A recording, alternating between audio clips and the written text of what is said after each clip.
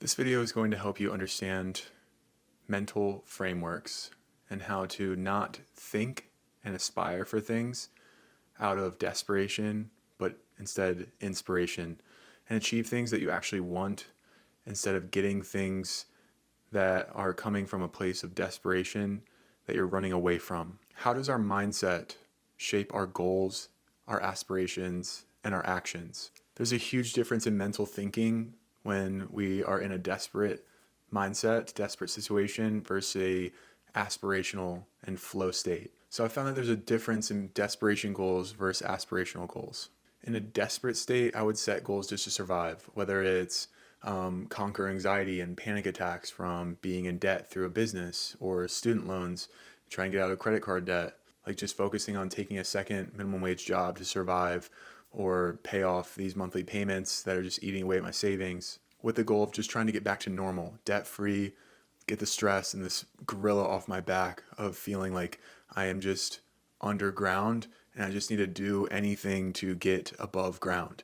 And that causes me to set, maybe not the best goals for the long term. And I'm just thinking closed-minded, like getting a second minimum wage job instead of focusing on learning more marketing, learning how to build, funnels and actually a better product that helps people and provides more value instead of just focusing on how can I just double my income really quickly and get out of debt.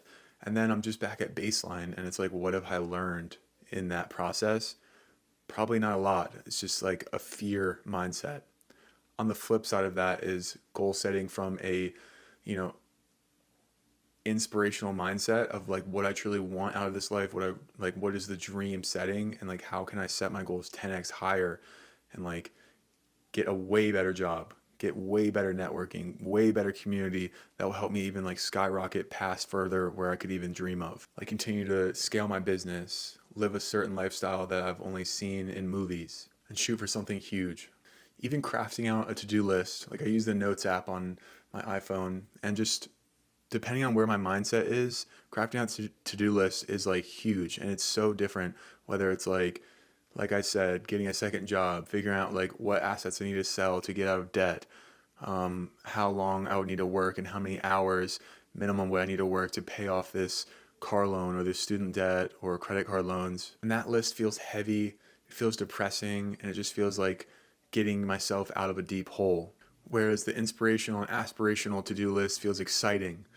Like I look forward and I wake up, just can't wait to get started on these things. It feels a lot more strategic, a lot more purpose driven, and that allows me to just keep a better mindset for a lot longer, knowing that I'm working towards something that is a goal and a dream rather than slaving away to try and get out of a bad problem. It's the same list, but a different fuel source. I think it comes down to the role of self-belief, confidence, my mindset about what I can achieve based on what I've previously done, and even stuff that I haven't done but I want to do. Understanding, am I capable of really locking in and achieving these big goals? Belief in myself is what takes it from a survival plan to a game plan or a growth plan. When I trust in myself, it turns it from a reactive state to a proactive state. Like being in $20,000 of debt, raising funds from investors, wondering if this product is going to be right, speaking to all these people, some saying it won't work out, it's a bad idea, others saying that they're fully believed in it. It's all about how I interpret it myself and how I want my life to look. It's easy to just get overwhelmed in this short circuit mindset of like, if this doesn't work out, if I do all this and then I'm still just in more debt, I owe more money and I have less to prove or embarrassment, like it's all on me. It's all mental, how I frame it for myself mentally. And so it's huge thing for me, especially over this past year, to really just like write out how I'm feeling and like, is it valid or is it just an emotional thinking? Like, does it stack up logistically? Does it stack up logically with what I'm actually doing and how I'm achieving it? Regardless of the screwed up situation I'm in, like the things and the actions and the consistent habits that I'm making, are they making me better than the day before or worse? And just over time, as you open up the horizon and look farther and farther out on the timeline, like, will this curve be going up or down? But when I found to believe in myself, write these things down, meditate, close these short circuits of desperation and anxiety, and really focus on like, what is the dream? What is like, what do I really freaking want to conquer?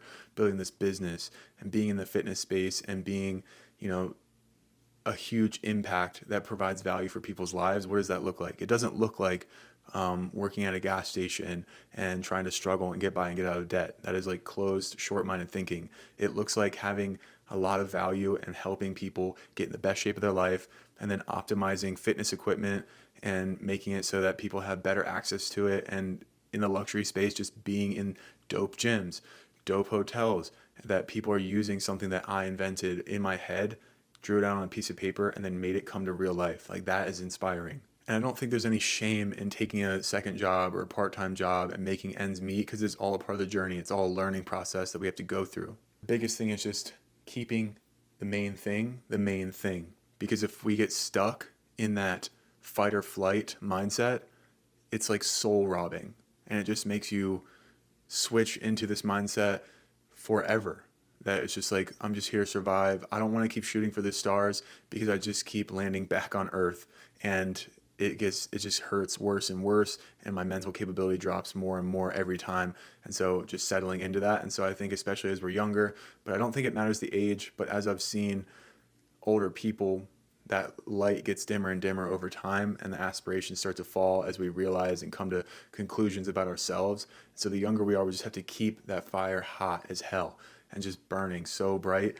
And we do that by just dreaming more and more and just taking shots on goal until something works. Because all it takes is one thing. Like, what if this dream that I have a billion company and it just wipes out all my debt and I'm rich? Then all of that worrying was for nothing, besides making me work harder because I mentally framed it in a way of action instead of inaction, and just making me feel worse. So instead of figuring out like, how do I get a second job to make an extra $1,000 a month, I switched my mindset to, how do I make an extra 10 grand this month? How would I do that? And structuring out, and it makes you just take way bigger swings and work a lot harder on something that's way more impactful, because you're not going to make $10,000 from getting a second part-time job at a gas station or something. It's going to be from building a product, understanding marketing and human psychology, and how to figure out what is actual valuable to people and how many clients I would need based on that amount that I would need to sell, and what does that product look like at that price point, and what is the profit margin of it. Just makes you think in a lot bigger dimension that has way better returns, even if it is riskier. But I would way rather be in the ballpark of a game that has unlimited space for home runs, instead of getting into a job where I know the top person is making like $300K a year, and that's what I'm aspiring to get to over 30, 40 years. And then I retire. Like, that type of constrained thinking is just like not where my mindset can go without getting in a depressive state. So I would just encourage you to do what I did and just write down goals that make you uncomfortable. Like, whatever it is, times it by 10 and write them out after you write down the goals that you currently have. So take the goals that you're currently thinking in your head that you want for your life, and then write it next to them, 10x each one of those things, and what would it look like?